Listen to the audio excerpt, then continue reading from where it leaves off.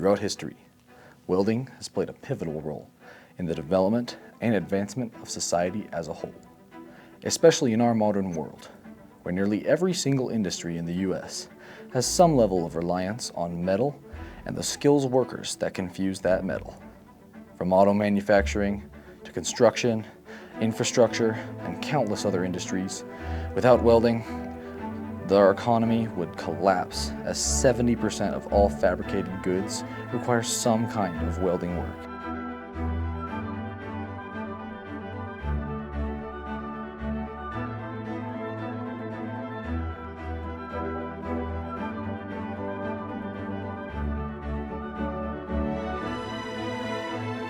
Evidence of the earliest types of welding dates back as far as 3000 BC, when bronze was first being used to craft tools.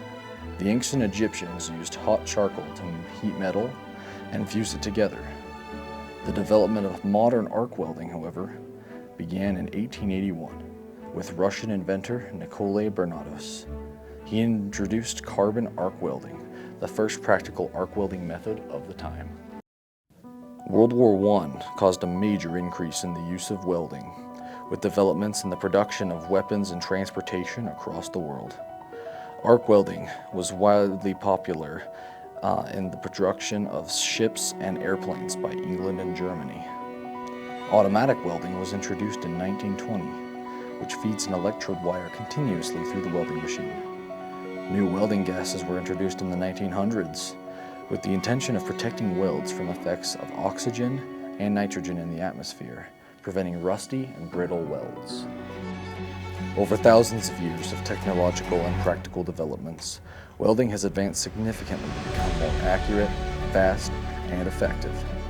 Today there are over 90 welding processes, and these methods are constantly being developed with new research in the nuclear, space, transportation, and shipbuilding industries.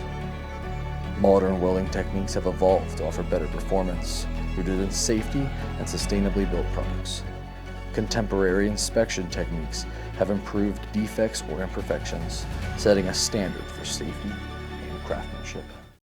My name is Mr. Masick, and I teach welding at Maple Mountain High School in Spanish Fort, Utah.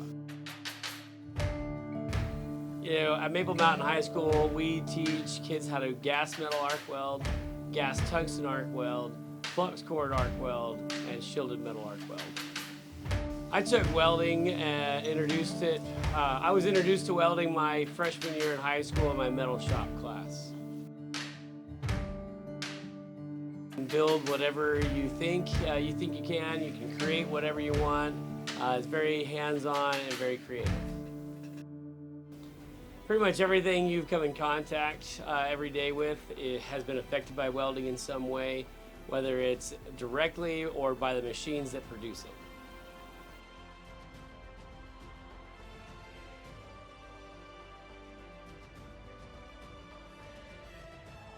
We all have welding to thank for building the world as we know it.